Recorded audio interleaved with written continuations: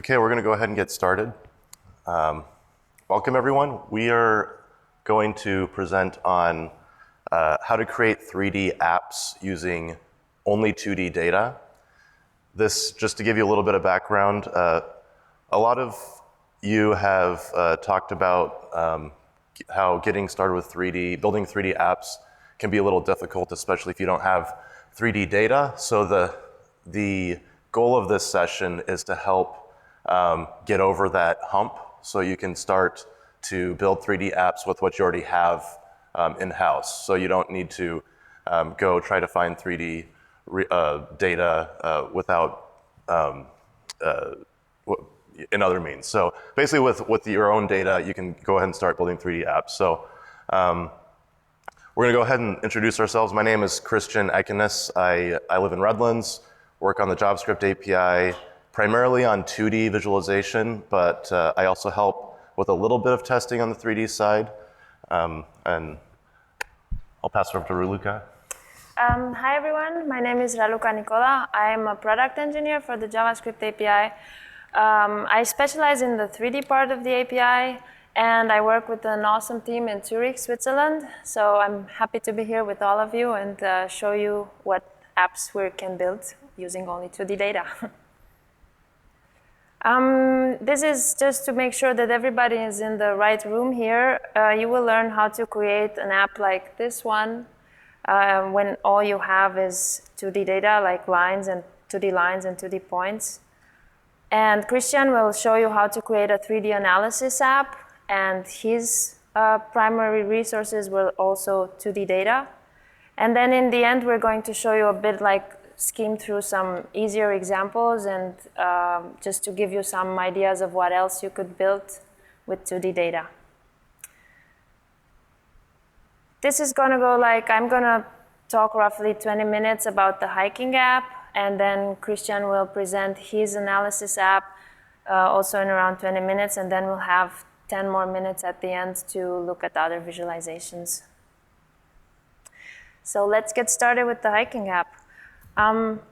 My goal for this app, so I like to go hiking, and my goal for this app was like to create a 3D web app where people could go and filter the trails. Like sometimes I like to, I have only 4 hours and I want to see what hikes I could do in only 4 hours, or I feel like going for a super difficult hike and then I want to be able to filter them by difficulty. And then once I get to a hike, I would like to see like the elevation profile and to see like get some pictures and see how it looks there. Do I really want to go there or not? And this was the main goal also with my app. And I'm going to show you how the app actually looks like. This is the filtering that I was talking about. So for example, I can select hikes by difficulty, and I say, okay, I'm into a really hard hike. I want to go in one that's between 6 and 8 hours. And then I realize, okay, this one looks already pretty good. So then I created this elevation profile, and I like to connect like the map with the UI, so then you can actually clearly see, like, I always wonder, is this the end or is it the start? But like this pop-up here shows me exactly like where this point is. And then another important thing is like to get to actually see get a feeling of how the area looks like. And yeah, I'm gonna show you in this presentation, I'm gonna show you how I built this app. So my resources for this app were like, I worked before for the Swiss National Park, and I asked my previous boss there if he could give me some data. So I got from him like the hiking trails as 2D lines, and the bus stops and transportation data as 2D points. And then to give a bit of context to the map, I took some OSM data like mountain peaks and village names. And then the thing that actually makes your app 3D was the elevation service that I could use from Esri. So they have this world elevation service, and they also have base map and satellite imagery, and I also hooked that into my app. And for the images, I made an account with Flickr, and I could use their REST API to pull in the images. And the rest is just basically putting everything together with the ArcGIS API for JavaScript, and I also used AM charts for the chart. Cool, so that's the data that I had. I'm going to go into like each of the functionality and show you guys like what it takes to actually do, for example, the filtering.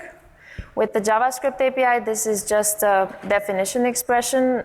This is a property called definition expression, and you can set it to an SQL query, and then it will basically filter your data. So in my app, when I go here and I say, oh, I just want the medium ones, I go ahead and I filter like the trails by, they have this property which is easy, medium, or difficult, and I go ahead and filter the trails by that. And just to go into the code, this is the part of the code that does that. So here I get all the trail IDs that fulfill that property. Sorry? Oh. Do the control plus. Zoom in. There you go. Yeah. Is it better? Can everybody see? Okay, cool. Yeah, so then you can set your definition expression. For example, if I have no trail selected, then I set it to null, and that will give me all my trails back. Or if I want to select trails, then I have to set an SQL query that I built using this route ID, and I pass in the query to the definition expression. And that's basically all there is to it to do that filtering that I showed you in the beginning. The next part, like the meat of the application, is like, I guess, the elevation profile that you can build when you have 2D lines, for example. We have a method in the API called query elevation. And if you pass in a geometry to this method, it will query all the set values for the vertices of that geometry. And then a response that you will get from that method, you will have the geometry with set values. And that's basically what I used for for the hiking trails to create the elevation profile.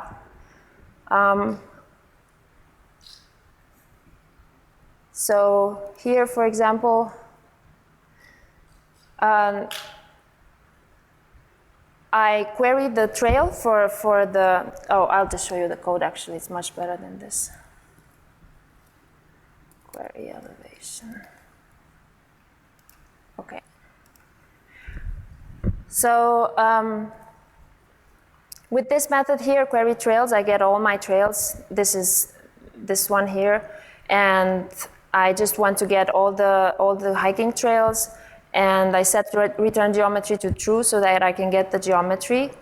And then the results that I get, like result.features, I will pass them into this view.map.ground query elevation. So I loop through all the features, and for each of the features I go and query the elevation. And I set, like, what I get, the geometry that I get in the response here has the set values. And then this one I will pass into this geometry. And then this geometry I will then use it for the elevation profile. And basically that's how you can get set values and build an elevation profile, or I don't know, maybe there's some other use case that you would have for that.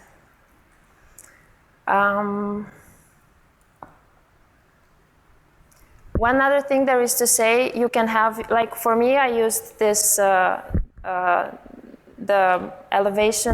default elevation service from Esri, but you can hook it up with your own elevation layer. So if you have like your own digital elevation model, you can publish it as a service, and then you can create an elevation layer with it and do query elevation on that.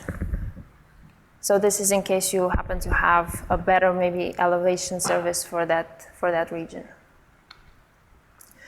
Speaking of elevation, in the API, each layer has this property called elevation info, which aligns your data to the ground. So for example, if I have points like what you can see in this illustration here, if I have points, you can set them to be relative to ground, and then they don't have to have set values. They will be aligned to the ground automatically. In your scene, if you happen to have like buildings, then you can set them relative to scene, and they will automatically aligned to the ground or to the scene layer, depending on what is higher. And if you happen to have like set values for your data, or if you get your set values by using query elevation, then you could also use like absolute height. And there is one more elevation mode on the ground, which basically drapes your features on the terrain. So for my app, for the hiking trails, I used on the ground because the performance was better. Like basically it just creates a raster and drapes it to the ground. And yeah, in the end, for the lines, it looked the same. For the points, you notice here, like draped means like really they are stretched on the ground, and relative to ground is what we call billboards, so they kind of look like they're in the third dimension. And the way you set it, you just set the elevation info on the layer, and you're good to go. For the hiking trails, I wanted to add labels on them because every hike has a name. And I'm going to show you how this looks like if I don't set this vertical offset. I'm going to talk quickly about it afterwards. So this got reloaded, and in here you can see like I have my labels. They are directly on the ground, and sometimes like it's really hard, for example, for this one to tell which hike is it. Is it this one? Is it this one? Is it there? And what we did in the API is we created like these callouts. We call them callouts. Is basically what you do is you offset the label vertically, and then you make a line to connect it to its initial position. And that line, where it points on the ground, it gives you a much better impression of where the label actually is. So now if I will uncomment this, so this is my vertical offset. This is by how much of an offset do I want to give it vertically. And then the callout is the line that connects the label to its initial position. And now I'm going to save this, reload.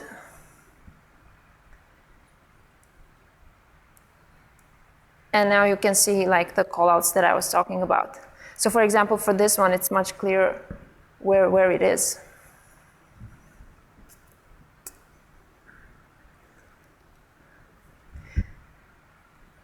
Yeah, so this is like what you could use for labeling to make it look better. And then last thing that I want to talk to you about is the images that you saw. Like I basically set them in the scene. And how that works, like we have icon symbol layer, right? And you could set like an icon. Traditionally in cartography, you would set like an icon where you would have like the hotels with a small icon of the hotel or something. And I thought, okay, this is basically just an image, so you might as well set images like the ones that I pull in from Flickr. And you just do this by creating like your point symbol. You set an icon symbol layer on it, and in the resource, instead of passing an icon, you could pass like your image. And that's basically what I did with the Flickr images. And I created this graphics layer where I have the lat long and like the geometry, and then I have this symbol assigned to it. And I also did the same trick that I showed you before with the vertical offset and the callout. So this basically creates this image. And then I found it really nice, like you could make this nice transition, like it would pop out of the scene into your screen space. And this is just an HTML trick where I just create a new DOM element and make it transit to the front. Yep, that's about it. I guess then it's Christian's app. All right, thanks, Raluca. So prior to coming to Esri, I worked for an environmental consulting firm in Arizona.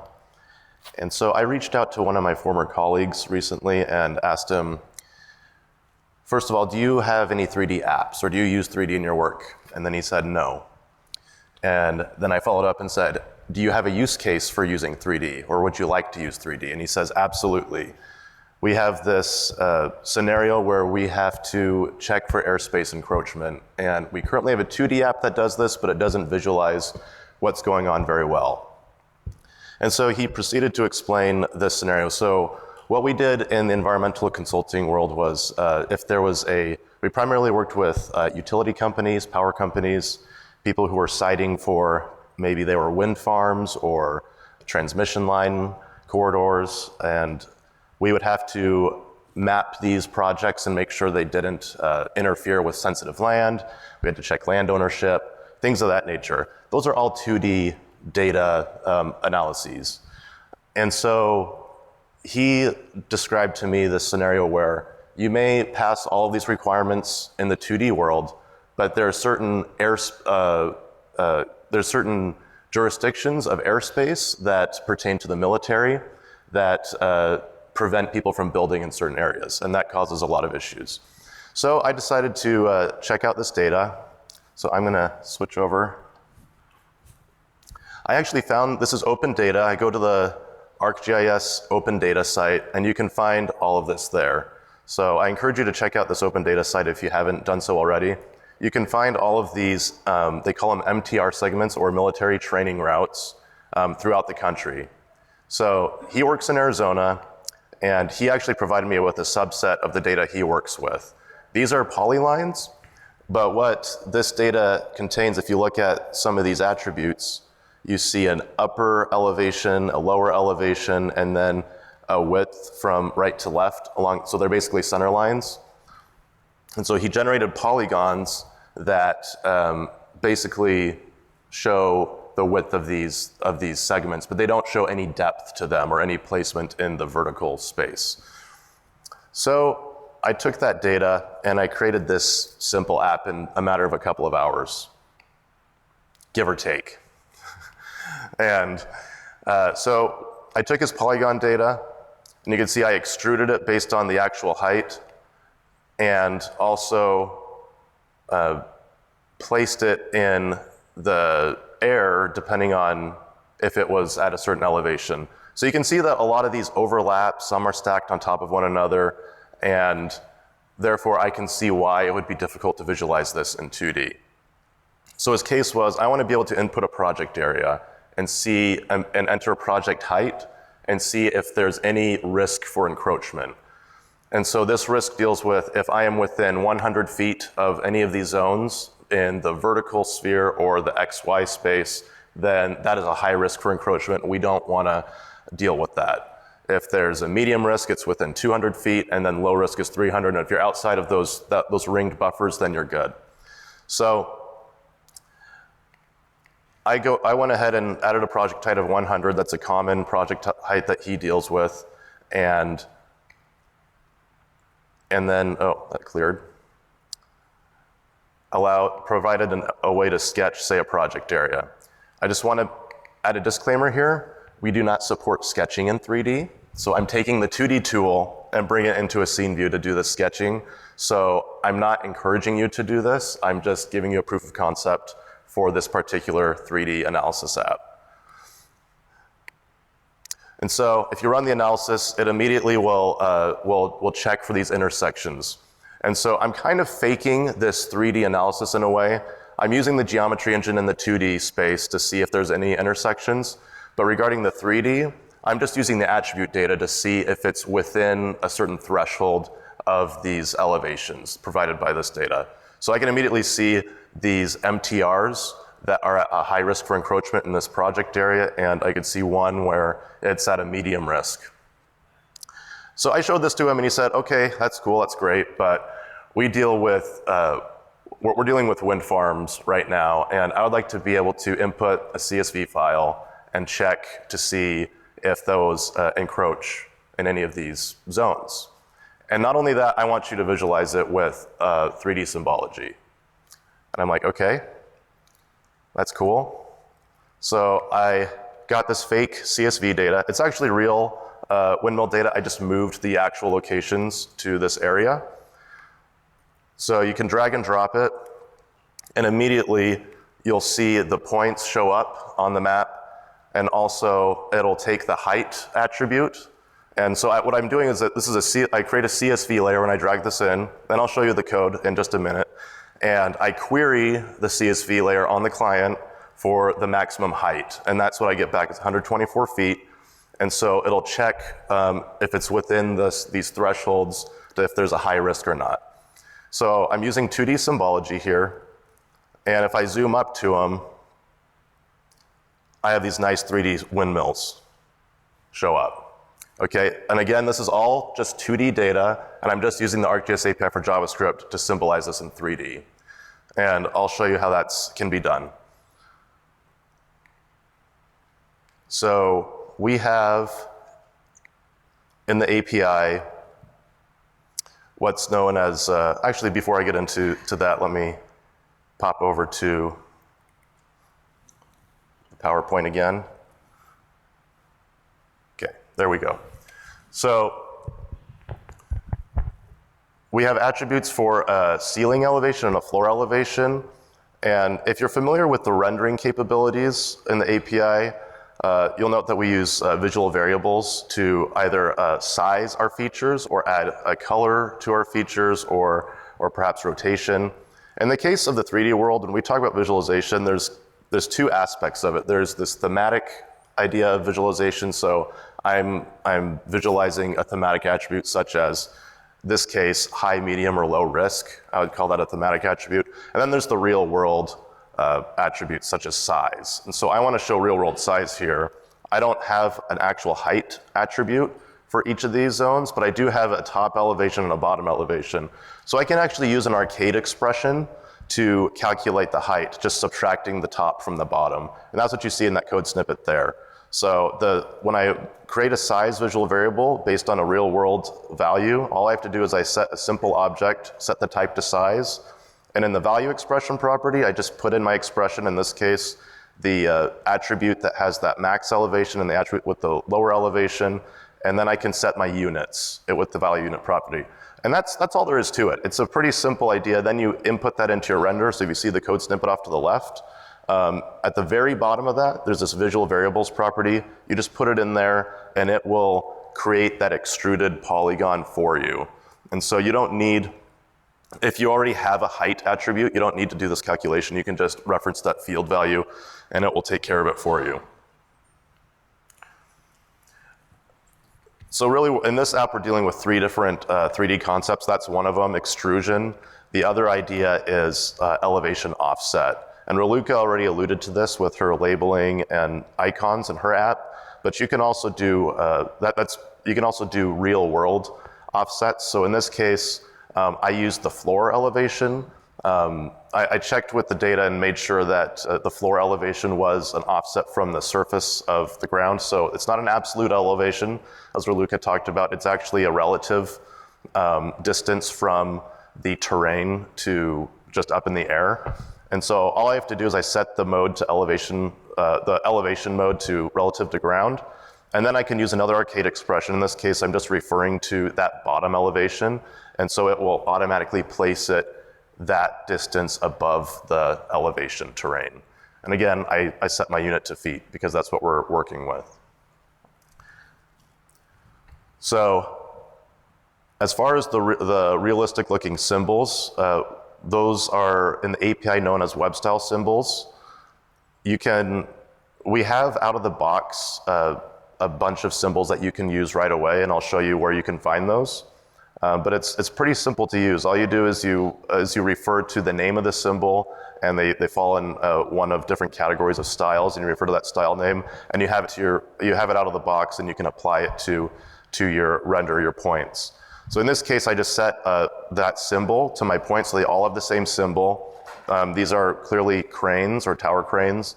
And then I can use the same size visual variable concept to size them as they are in the real world. So if you remember, I had that max height of 124. So I can set a size visual variable referring to that height attribute, and then I set the axis to height because in the 3D world, we have different ways of talking about size. You could talk about the height of an object. You can talk about the width of it or the depth of it. depending on which dimension you're working in. In this case, I'm just gonna set the height attribute and it will scale everything else proportionally how it should look. And then I set my value unit. And when it came to getting actual wind turbine symbols, we don't have that out of the box in the API. And so I reached out to my colleague, Russell Roberts, and asked him, is there a way that we can get wind turbines in this visualization? And he said, absolutely. So I'll just show you really quickly what he did. So switch over. Yep. So first off, I guess before I dive into that, I just want to point out in our documentation, if you click on the guide, you'll get a reference page to these web style symbols. And we also have a page talking about how to style points in 3D. So if I click on this web style symbols page, you'll see what we have out of the box already for you. So you could have street signs, light posts, benches, all sorts of stuff, trees and cars. So I was using the tower crane. All you have to do here is you click on the image and you can copy that and just paste it into your app. It's really that simple, so it's pretty awesome. So Russ pointed me out to this site where you can get 3D objects and for free. I guess you have to filter by free models. And so we found this one. It's an OBJ file, downloaded it, and he took it and in a matter of just a couple of minutes, brought it into Pro, and he published it out to a portal item in ArcGIS Online and referred to this, and basically this is the item ID, and so when you query for it, you get this JSON which refers to that symbol. And so when you bring that into your app, all you have to do is refer to the particular style name you assign it, and it will know exactly where to get it. So if I switch over to my code, you'll see this is the size visual variable I was talking about before and referred down to here in my renderer. But if I go down here, you'll see that, so this is actually the tower crane one. So this is what I would have if I wanted to show my cranes. So if I take a look at that one, let's refresh my page here. So I should see, I'll just drag the same CSV that I already downloaded, and I'll zoom down to that area, and then you see those cranes. That's what I get out of the box of the API. However, when I take this style that Russ published, so I have a style URL here that refers to that portal item, and then the name. I can just paste that right there into my renderer. And again, I'm sizing this based on the total height attribute of that CSV. So now I get those wind turbines coming in.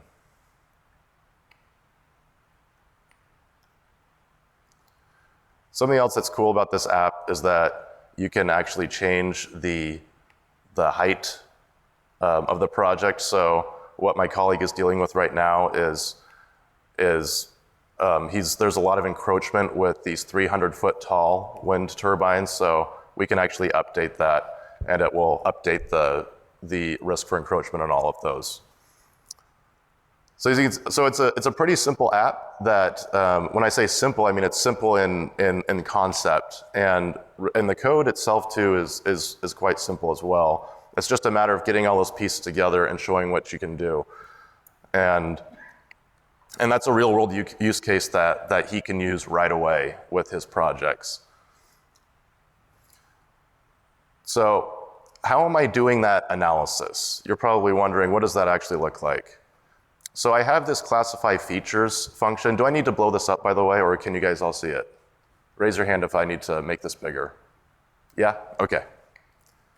Cool. Let me exit out of that one. Okay. So I have this create classification method where I can just take a couple of parameters. The project geometry, so in this case it's either that polygon that you draw or it's those points that you get from the CSV file. And then the project type, which will either come from the input or it might come from that CSV. And so these are the risk levels. I'm not totally sure that these are the risk levels he's dealing with in his projects, but these are ballpark what he gave me. And I go through each of those, and I use the geometry engine to buffer these points or these polygons by each risk level. So I create 3 different rings around those projects. And then I'll check for an intersection later on. If you're unfamiliar with the geometry engine or how it works, I invite you to go to the geometry engine talk tomorrow, or actually, no, sorry, tonight at 4 p.m. Dave Bayer and I will be talking about that. And I've also talked about Arcade. We're also talking on Arcade this afternoon. So if you want to try to bring all of these concepts together that I'm talking about, we'll bring it all together in those sessions as well this afternoon. So then, before I look at that function, I'm just setting this unique value render. So I'm going to render each feature, each MTR or military training route by a color, whether it's high, medium, or low. And you already saw that in the app. But just really quickly, you see this unique value info. So if it's high, I'm going to give it a red color. If it's medium, orange, and then so on and so forth. And notice that I am setting a visual variable of that MTR height again, because if I don't do that, it's going to not place that in the proper location. Or it's not going to give it the proper extrusion. It'll just look like flat polygons. So actually, if I just do that, you'll see what that looks like.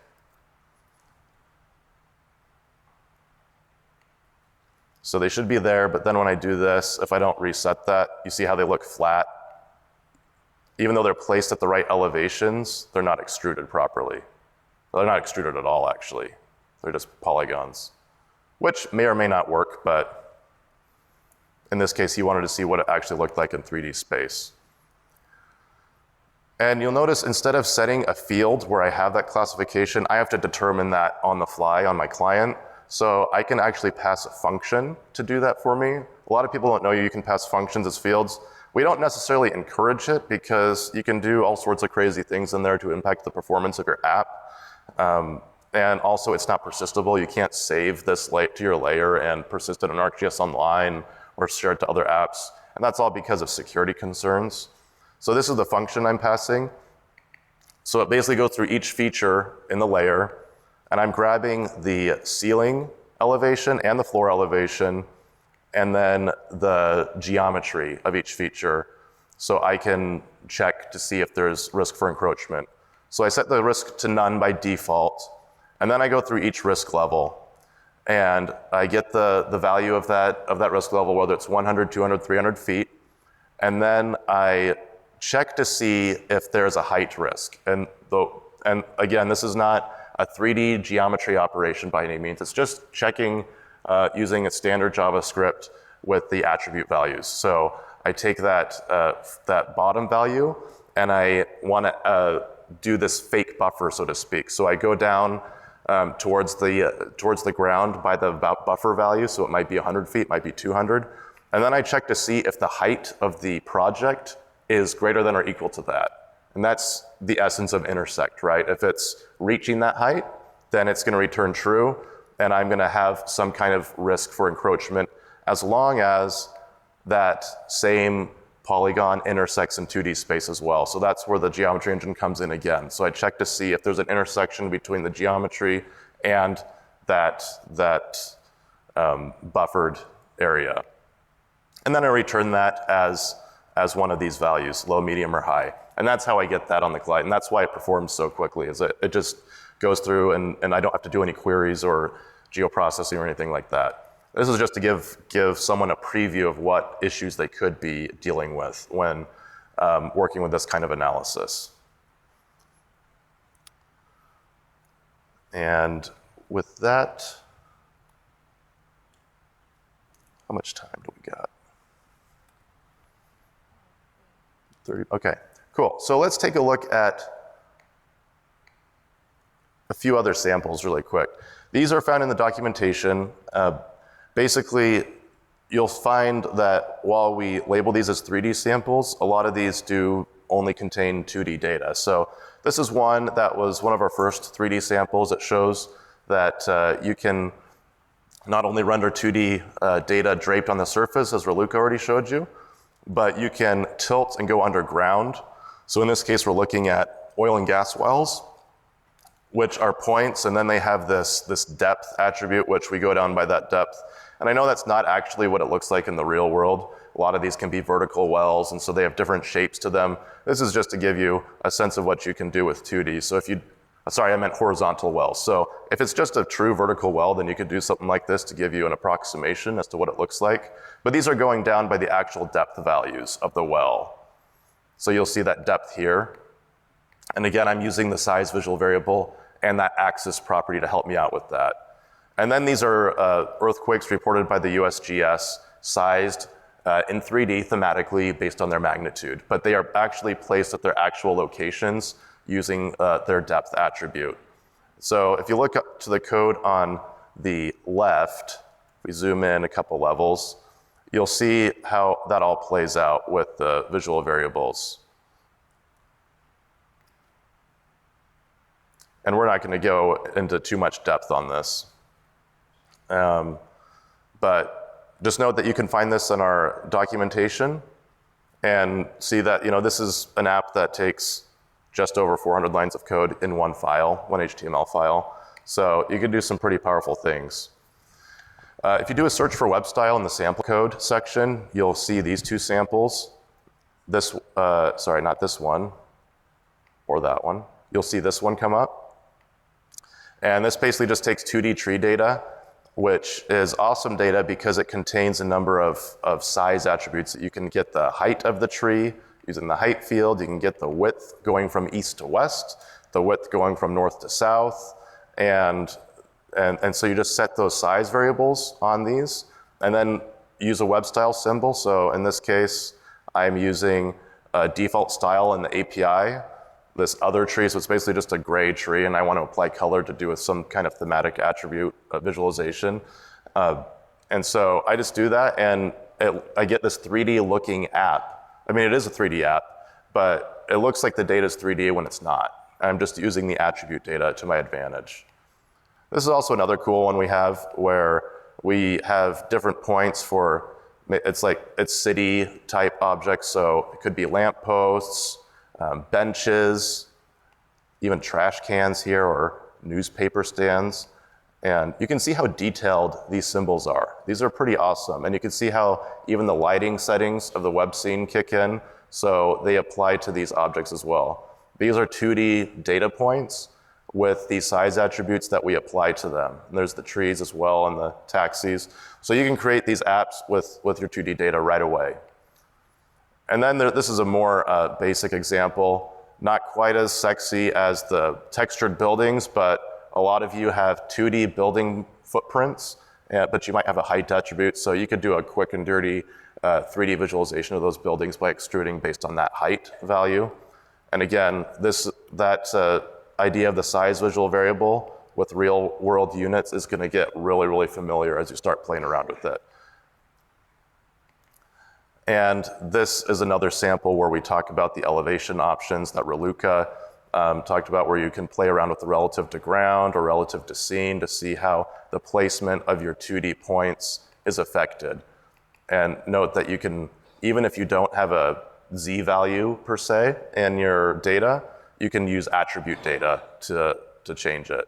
So you can change the expression and update it to see how it looks. So I'm going to go ahead and turn it back over to Raluca for a couple minutes. Thanks, Christian.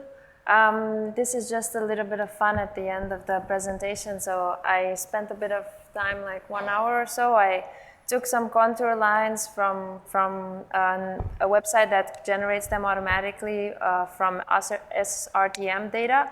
And they had like the attributes were the elevation, so they didn't really have set values. The set values were basically stored in the attributes. And then I turned them into polygons and started playing a bit around with like visualization and how this might actually look like. I chose the island of Malta in Europe, in the Mediterranean, because it's quite small, and then I really like the way you kind of get the feeling for the terrain using this kind of visualization. And I think we have some time, so I can just show you a bit the code. What I do is I create a I load a web scene from ArcGIS Online and then create the associated scene view. And then I just add this layer, which is a polygon feature layer. I set the mode to relative to ground. And then my elevation is in this attribute. So I use Arcade to set the feature expression for the elevation. And then I multiplied it by 3 because I wanted to get a bit of space between those contour lines. So now if I set it to 10 and I reload, you can see that they will be, if I multiply it by 10 and I reload, you can see that they will be even more spaced out.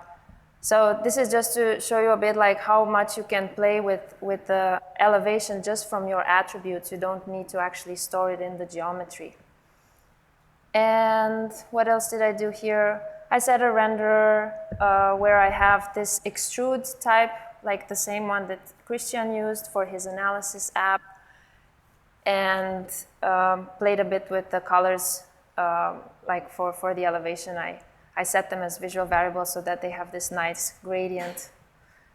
And then the next thing I did was just to add the labels just to get a bit of context, like where you are.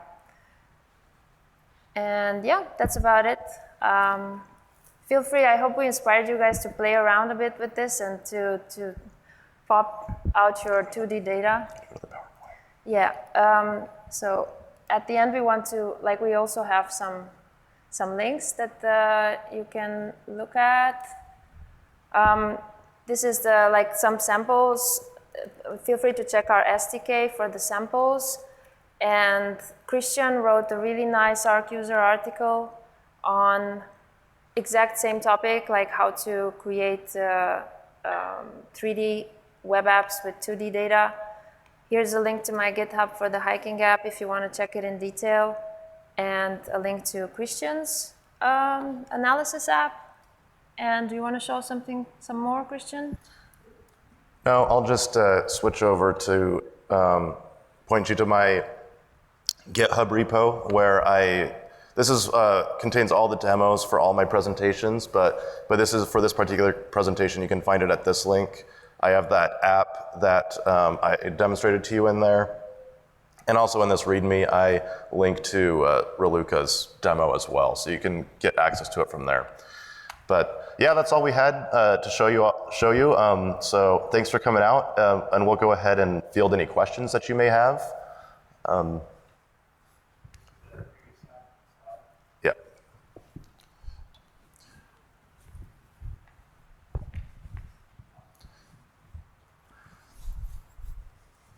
I actually have a question for you guys too. How many of you have already started building 3D apps or playing around with it? Okay, does anyone, and what have you done so far? Is anyone willing to, I'm just curious to, have you done this sort of thing with the 2D data, or do you have 3D? Yeah? Yeah, cool. And is there any questions, confusion? Yeah?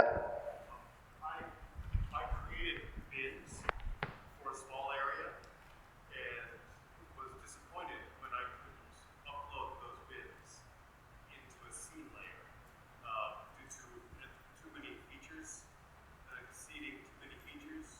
They were polygon bins, a small number, less than 1,000. So that was one difficulty I ran into. So his question was he generated polygon bins and was unable to create a scene layer with it? Correct. Because Due to an error of too many features exceeded. I don't believe we support polygon geometries in scene layer. Is that correct? Yeah. So you created a feature layer. Did you make a feature layer? And you tried to load it in the scene viewer?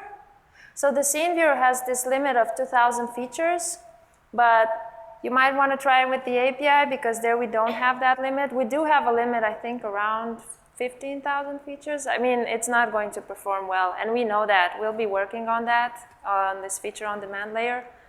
But I mean, with how many did you say you had? About 500. 500? No, that should work. If you have the app and you want to show us, maybe you could come we're over. more than willing to take a look. Yeah. Yeah, cool.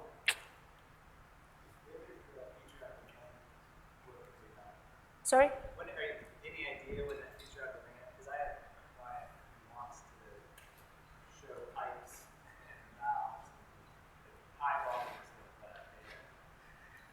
So that's only for feature layers. For feature layer, my boss is sitting right behind you. Maybe you can ask. We're No, working on it. We're working on it, yeah. So we've already started working on it, but there's always like other priorities that jump in, and we'll probably work on it. I don't want to say UC, but it's high on our prior list. It's really important for actually using it in a commercial. Yeah. Yes, we know that. We're working on it. Yep. So all my data is essentially marine vehicles. Is there any plan to do sort of an elevation service for Bathymetry? Yeah, I think we already support that, right? Yeah, so I think the new one. you basically got your elevation layer that you have that's all the above ground data. There is a worldwide bathymetry service, and I could point that out to you after. I don't know if I could find it right now in a couple Yeah, seconds, but that's- I've used it before.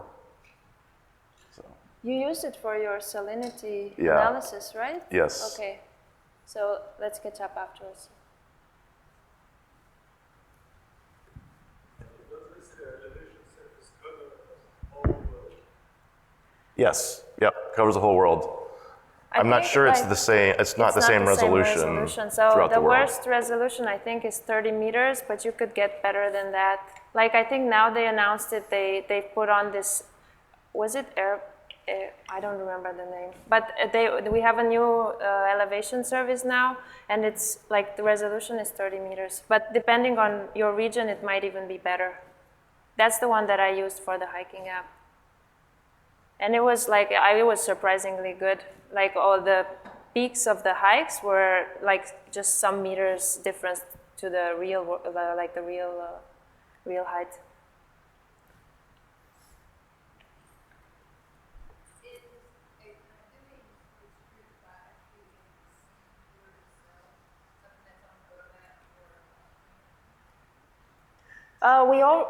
We don't have extrude by attribute. You can only have by size. I'm not sure about the near future. I'm not. I couldn't answer that. Sorry.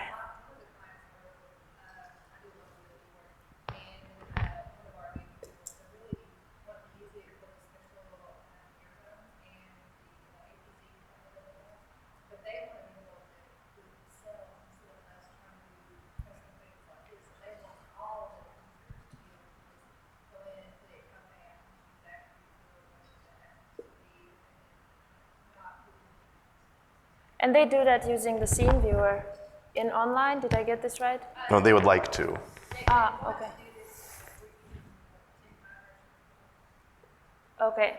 I think we don't really have plans for now. For the scene viewer, we want to work on lines like smart mapping, and I don't think we plan that right now. Sorry. Well, it is something that's on our radar. It's not like we're ignoring it. So, just, yeah.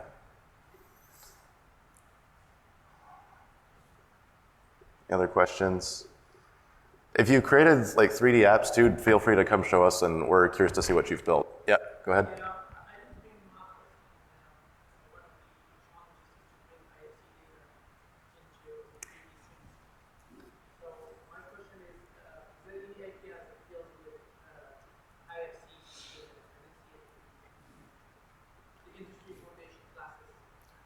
I'm not familiar with that. Do you know that? IFC? I'm not sure if we support it. I don't think so. Can you get that to Javier?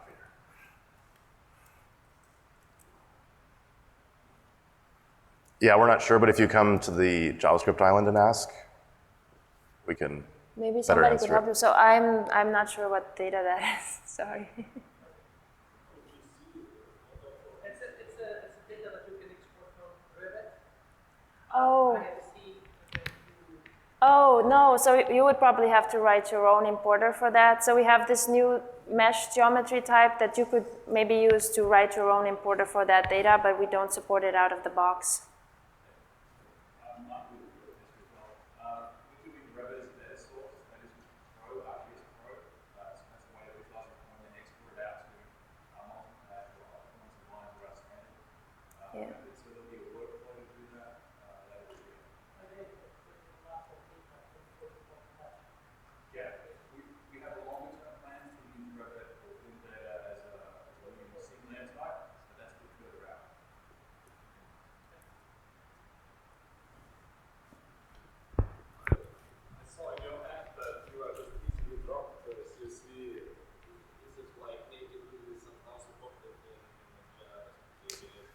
So the question is the drag and drop CSV, excuse me, is that natively supported in the JavaScript API? No, it's not. We have support for CSV clearly, but that drag and drop function was just a custom module. You'll see that on my GitHub repo. You can just copy and paste that and try it out. I think it's not that too tricky with the native API, right? No, yeah, that's You all just that's use using. browser events and you can do it. You don't really need anything special, I think. Yeah, But you cannot drag and drop on mobile. yeah. Other questions? All right, well, we'll still hang around here. We actually invite you to hang around for the next session. We're here at 10:30 discussing 3D visualization. So we'll go through different apps and just 3D visualization in general with 3D and 2D data. So thanks for coming, and if you have more questions, just feel free to come up, talk to us. Thank you.